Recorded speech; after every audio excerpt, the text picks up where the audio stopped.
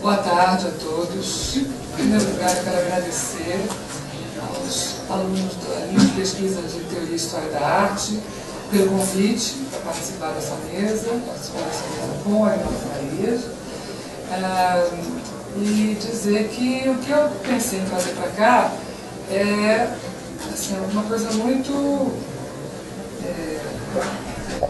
não é pedagógica, exatamente a palavra, mas é no sentido de responder algumas questões que os alunos têm feito nos últimos tempos, que é como é que se estrutura, afinal de contas, uma pesquisa em curadoria, né? Como é que se fala de exposições? Não tem uma metodologia, não tem uma receita, não tem uma orientação clara, não tem um método, né? Para isso. Então, essa minha apresentação ela tenta responder um pouco a isso. Por isso ela tem esse título aí, para apresentar a curadoria como objeto de pesquisa em História da Arte e Semiótica. Bom, eu vou ler, porque senão eu me perco, né?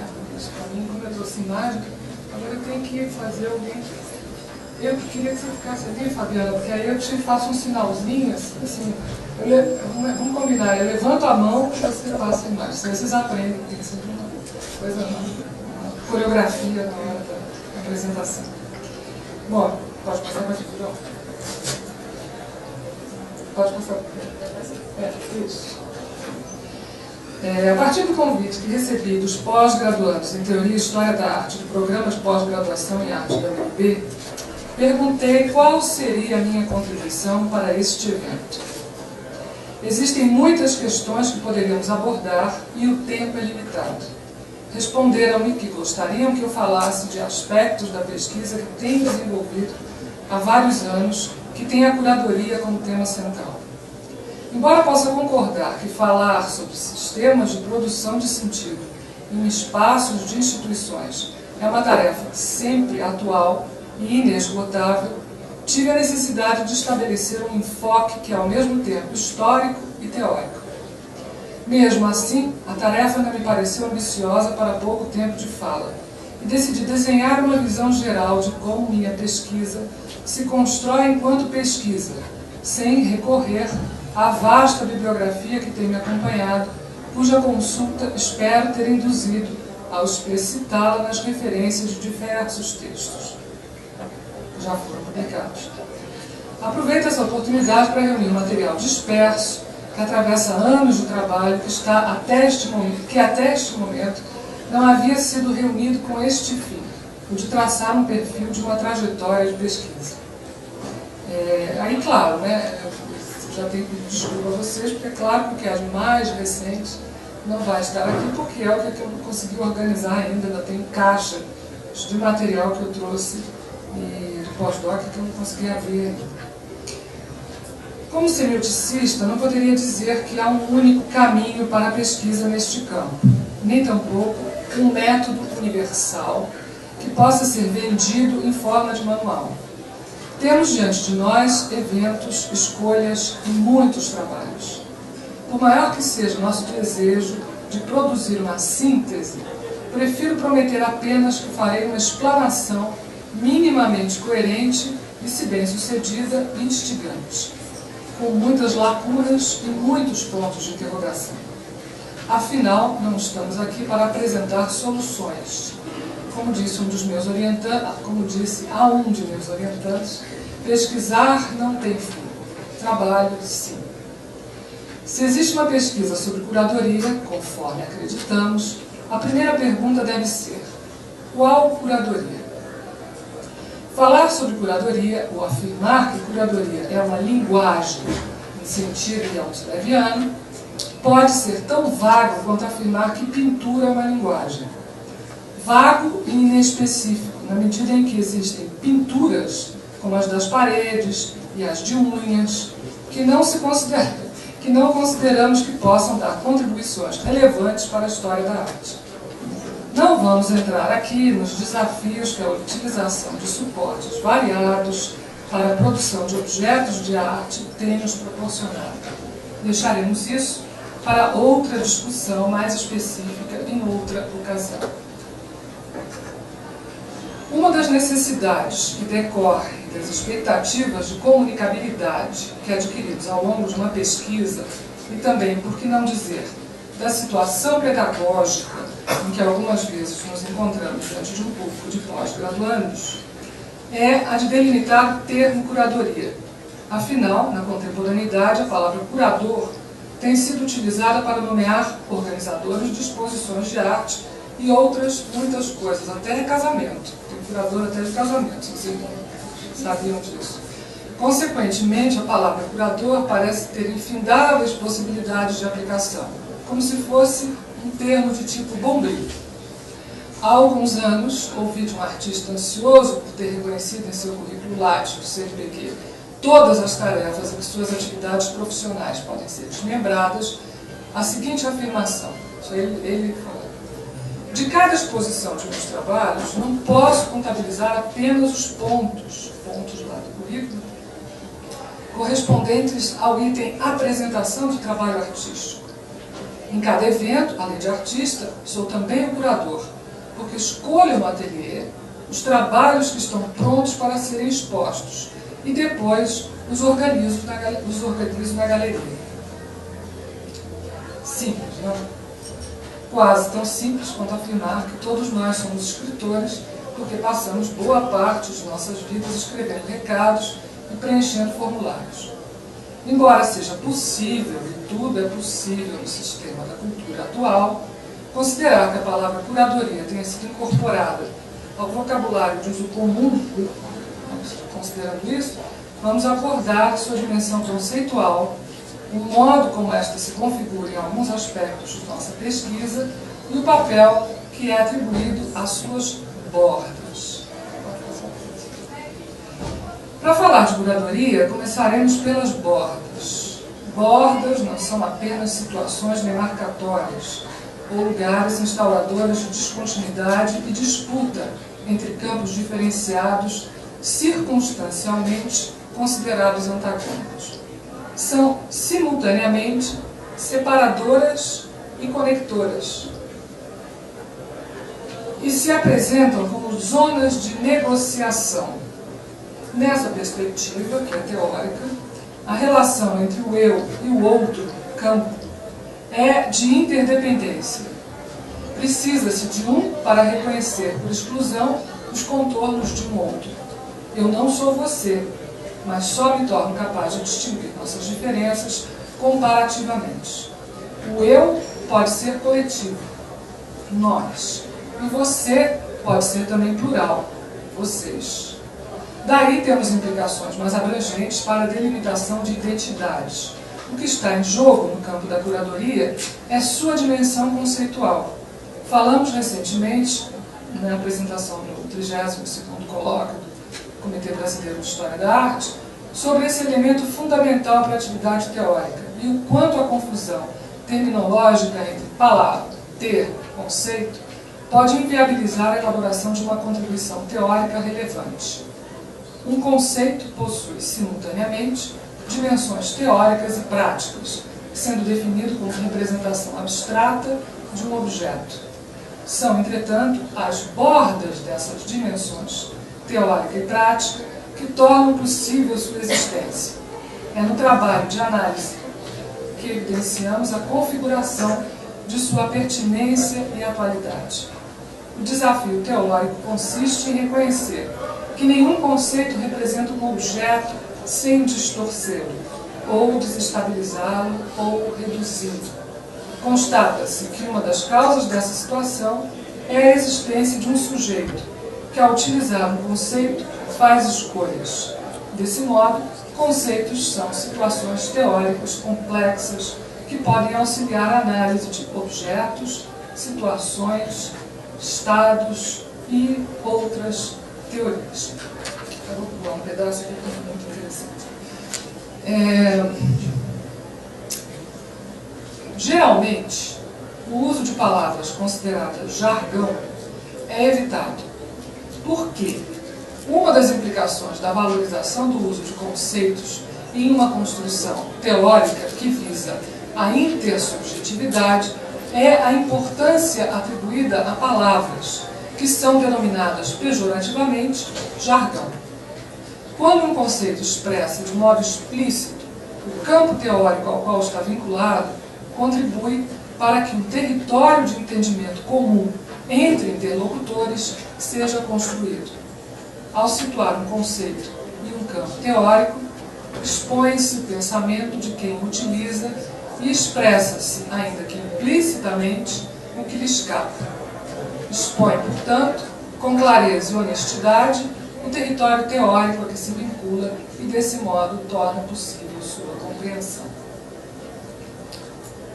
Quando pensamos no primeiro desafio, que ainda é configurar as bordas do conceito de curadoria, agrupamos algumas referências teóricas e práticas que nos motivaram a pensar há alguns anos que seria merecedor de atenção.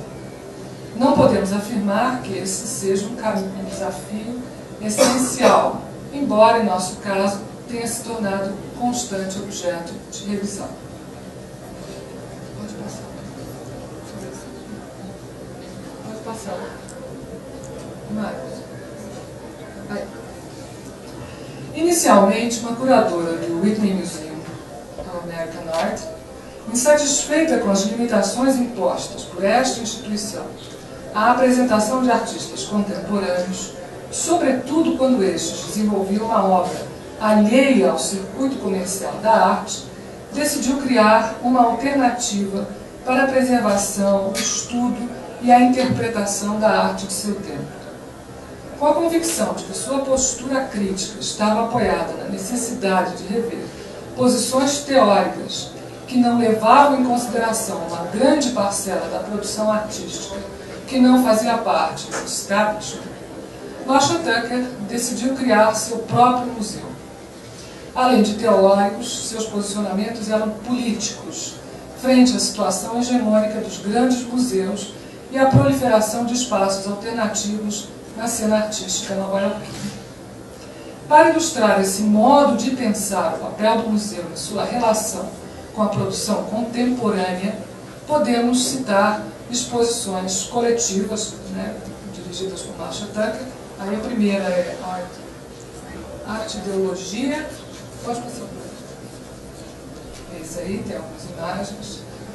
A próxima, que foi a Arte e Ideologia, os curadores foram Donald Cuspe, Lucy Lipa, Nilda Perras, a Lower Sims, Benjamin Butler. Depois, essa outra que é sobre a diferença, sobre a representação e sexualidade. Os curadores foram Kate Linker e Jane Weinstock. A próxima, que é Damaged Goods, Desire and Economy of the Object. A curadoria foi de Brian Wallace. Brian Wallace era curador do museu inaugural, E, em seguida, exposições individuais de artistas como, pode passar, Hans Hacker, deixa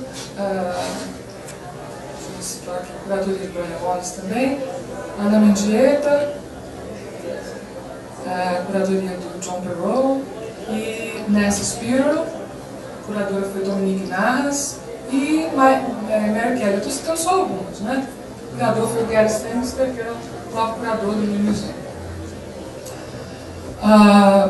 Com isso, consolidou-se a reputação do museu como instituição comprometida com o pós-modernismo daquela época, 1977, e a teoria crítica.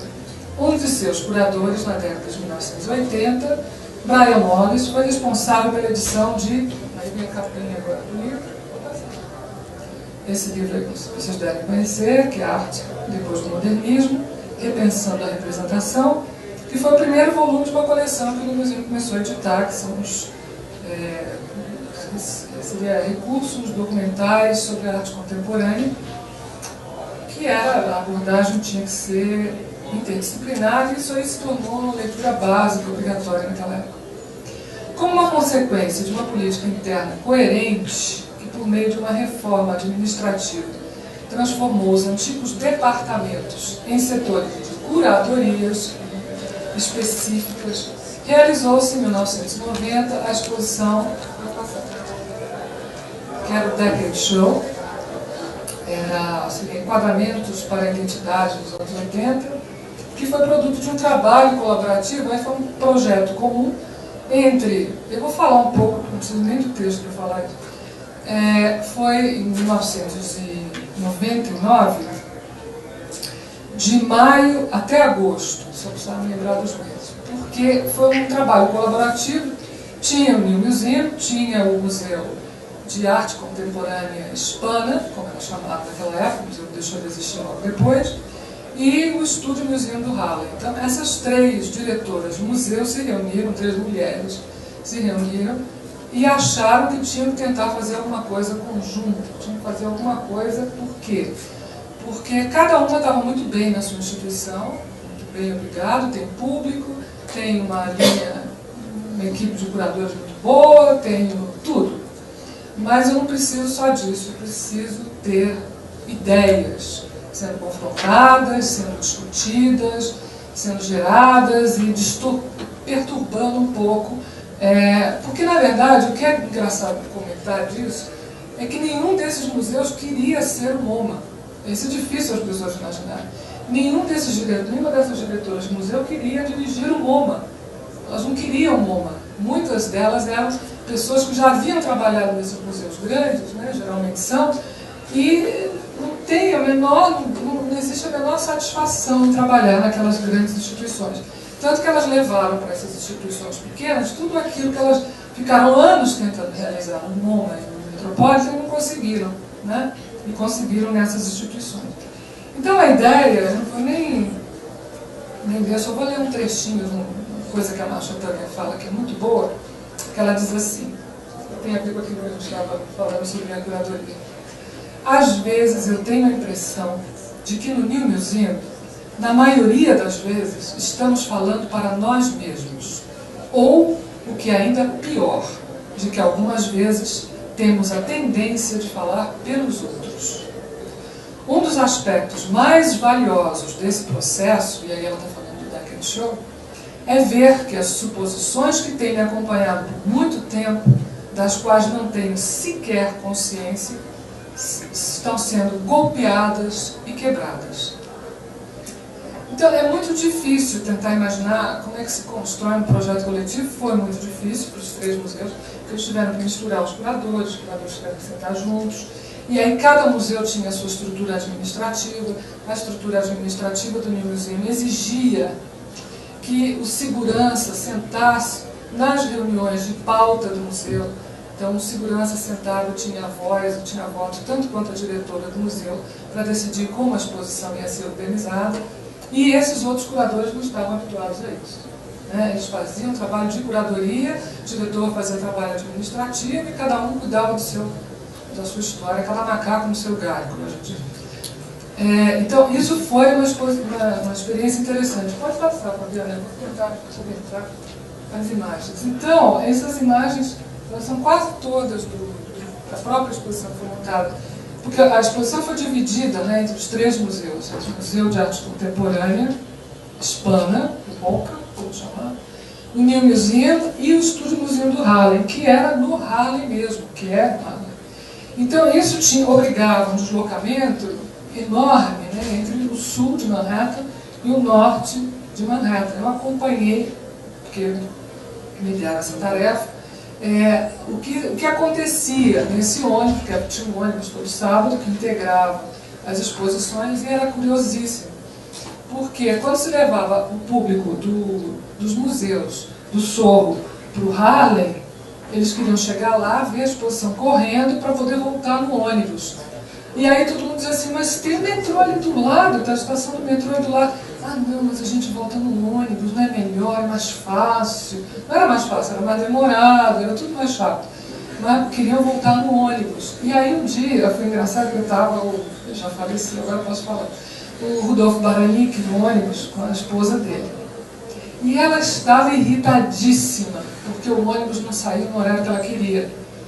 E aí ela dizia, mas esse ônibus tinha que ter um horário melhor. Eu falei, não, o ônibus não tem que ter um horário melhor. O horário do ônibus é o horário do ônibus. O problema é que as pessoas têm medo de descer no Harlem e pegar o trem ali. E isso para um artista conceitual, um trabalho político como Rudolf Baranik, era complicado de aceitar. Mas essa era uma das dificuldades. Então, uma das questões era misturar o público, misturar os artistas, misturar os curadores, para que esse pensamento se misturasse um pouco. Então, aqui a gente tem, por exemplo, tem a Bárbara Kruger, mas tem o Marimela Mitra. Isso aí é uma coisa muito da época, né? Que o Ronald Reagan, como centauro, ficou como uma... Não sei se vocês ainda estudam isso em História da Arte, mas isso é uma coisa muito emblemática dos anos 80. Pode passar. Esse aí é um trabalho que eu gosto muito, que é do James Luna, não sei se vocês conhecem. James Luna, ele tem um site na internet que é um escândalo, é um deboche, porque ele é descendente de índios, né? E esse trabalho dele se chamava Artefato. Então ele é uma performance, é uma caminha de areia, né? Ele deitava no museu, como se ele fosse naquela caminha de areia, e ficava, e tinha as plaquinhas identificando os traços fisionômicos dele, do público, que seriam característicos de um índio, né? Para as pessoas olharem, mas ele ficava ali. Depois que ele saía, pode passar, acho que eu não botei, não. Aí ficava só a marca de areia ali, como se fosse um resíduo da performance. Né? Aqui André Serrano, por exemplo, André Serrano, que deveria estar no Museu de Arte Contemporânea da Espanha, ia para o Nilzinho. O Luna estava no Museu do Harlem, que era o Museu da Comunidade Negra. Pode passar. Aqui está a Lorna Simpson, né? No Nilzinho. Pode passar. Esse aqui é o David Vaughan, não sei se eu pronunciei esse nome dele, que estava no New Museum, mas aí por uma questão muito específica, porque tinha um diálogo no trabalho dele com a vitrine. Posso passar? Aí Eric Fischer, né? Esse trabalho aí, que eu vou encerrar essa apresentaçãozinha do New Museum, tem muito mais coisa aqui, mas eu acho que a gente tem muito mais coisa para falar depois. É de uma artista mexicana, que vivia em Los Angeles, chamava Yolanda Lopes, e esse era um trabalho que ocupava uma parede, que era a parede principal, mais bacana do museu. E era dado para ela com esse trabalho, que era aquelas coisas que eu nunca disse para o meu filho sobre ser mexicana. Né? Isso é um trabalho que não fazia muito parte das preocupações da turma que frequentava mesmo o museu. Pode passar. Bom, aí na mesma época, o que tinha, né? Assim, eu estou destacando. Tinha o Grupo Material, que é um trabalho espetacular, e eles têm esse projeto, que eu acho que foi o melhor projeto deles, que era o projeto Democracia, que eles fizeram com o apoio de uma fundação, que agora se chama Diaz Center for the Arts, mas naquela época se chamava Diaz Art Foundation. E foi uma série de 4 exposições, né? Os temas eram, um era educação, o outro era política e eleição, que era ano de eleições presidenciais. Participação cultural era o terceiro tema, e depois AIDS e democracia, né? Porque foi na época que se chamou lá de crise da AIDS, né? E aí, num dos catálogos, né, tinha uma série de publicações, mas num catálogo que foi editado pelo Brian Wallace, a Yvonne Rainer diz o seguinte sobre essas exposições: arte que edifica e eleva seu espírito, arte que lhe dá um sabor de loucura inspirada, arte que aumenta e valida a superioridade do seu gosto, arte que contém mensagens desconfortantes em belas embalagens, arte que atesta a universalidade do impulso artístico isolado, sofredor e melancólico. Você não encontrou esse tipo de arte nas exposições realizadas pelo Grupo Material. Se encontrou, suas expressões eram imbuídas de significados muito diferentes ao serem incluídas nessas exposições. A melancolia do artista foi transformada aqui em lamento, ira e ativismo social por e para os que foram vencidos pela AIDS, pela negligência civil, pela falta de moradia e pela política mentirosa. Né? Então, eu acho que é uma série, depois, pode passar as imagens. Aqui é o sobre educação, né? Tinha muita coisa, tinha Andy Warhol, tinha muita coisa que estava lá em cima, né, que a gente poderia considerar lá em cima no mainstream, e lá nada, né? Um trabalho de um professor, uma comunidade, não sei o que, do Harlem, estava lá. Andy Warhol estava lá também, Barbara Kruger estava lá.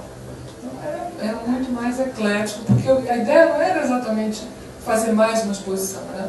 Produzir um tipo de reflexão, um tipo de pensamento. E tudo isso era acompanhado de... Quer dizer, a parte que eles consideravam mais interessante não era exatamente... e o group material, eu posso citar os nomes das pessoas.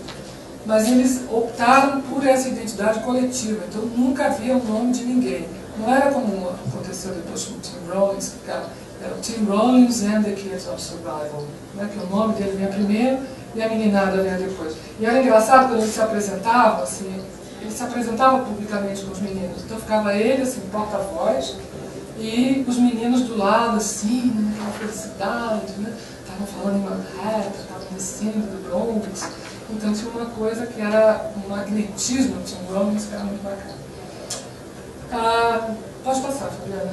Aí são outras exposições, essa é uma outra exposição que eles fizeram, anterior até ao projeto de educação. Essa é do projeto, mas essa exposição viajou à beça, porque como a AIDS era uma questão quente na época, essa exposição viajou muito, mas fez sucesso. Bom, e aí na época, né, eu achei que tinha que trazer, claro, as Guerrilla Girls, porque eu acho que pensar naquela época sem pensar nelas é um traje.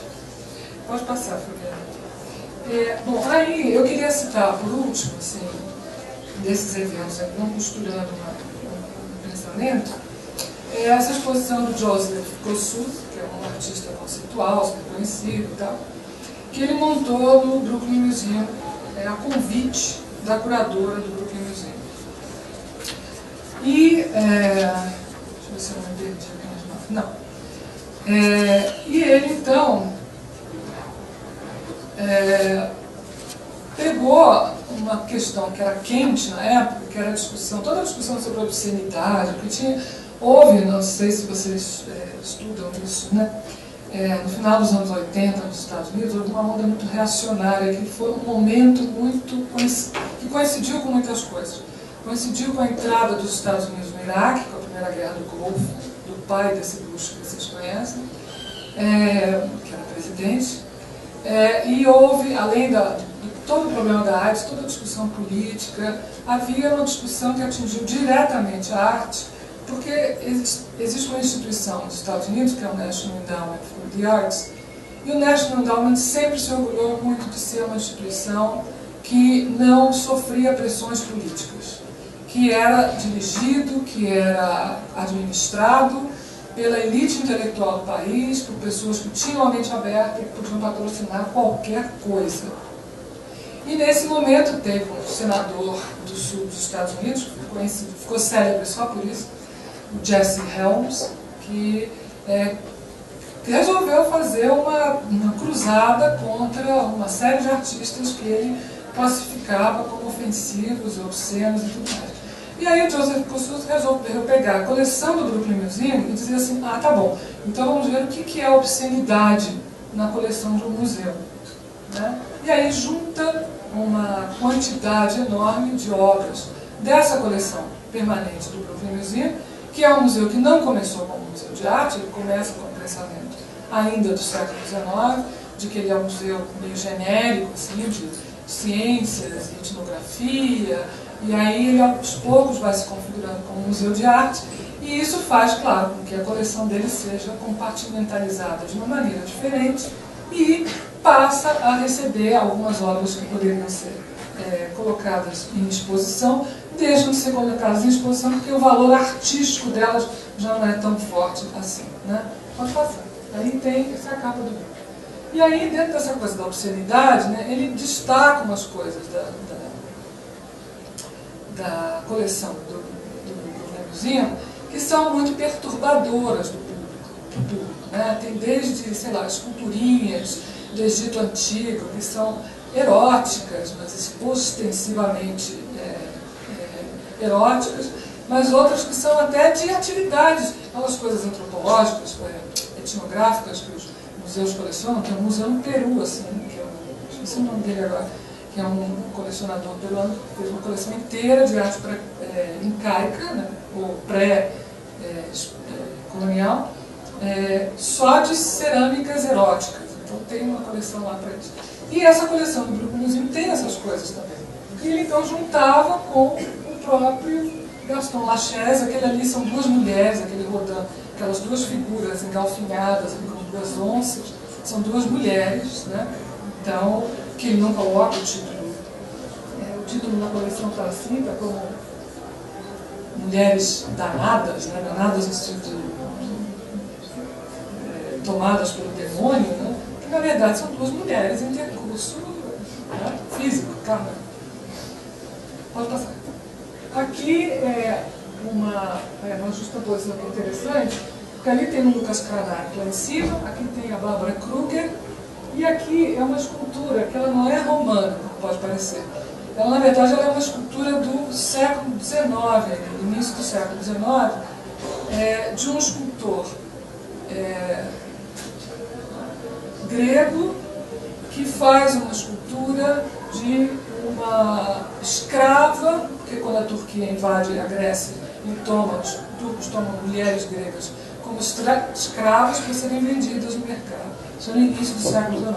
Então ela tem as mãozinhas amarradas ali naquela coluna, e aí tem aquele trabalho da Bárbara Kruger, que é exatamente refletindo sobre a condição da mulher e tudo mais. Pode passar. Aqui já uma parede mais geral, ele fazia umas justaposições, tem citações de Hitler na parede, falando sobre como as imagens deviam ser limpas de qualquer tipo de referência perversa, né? E por aí afora. Pode passar. Isso aí são outros ângulos, são coisas que a gente poderia ver sem nem pensar nisso, mas aí o destrói lá essa relação. Pode passar. Ali está assim de Sherman, uma mistura aí enorme. Pode passar. Aqui eu trouxe um pouco dessa mistura, né, pensando na mistura. Magicien de la Terre, de 1989, o curador geral foi o Louis Martin, que trabalhou com você na Bienal de 96, na Versalhes. Né? O Louis Martin acabou ficando conhecido como cara especialista em arte primitiva. E aí, tudo que dizia respeito ao primitivismo em relação com a arte moderna, ele estava lá. Ele fez na Versalhes, ele fez a curadoria da África e Oceania e da Sala Picasso, que tinha uma ideia de conversa. Pode passar. Aqui é a entrada daquela exposição lá do Cossur. E agora? Pode passar. Bom, aqui já é um dos objetos da minha pesquisa mais recente, né? A Bienal do Planeta de Tokyo, em Paris, que terminou há pouquíssimo tempo. E isso faz parte de um material que eu não consegui organizar ainda, não por culpa de vocês, mas por culpa do correio, de uma série de outras coisas. E aí eu trouxe algumas imagens. Lá no fundo, não dá para ver direito, é Rosângela Renault, tá?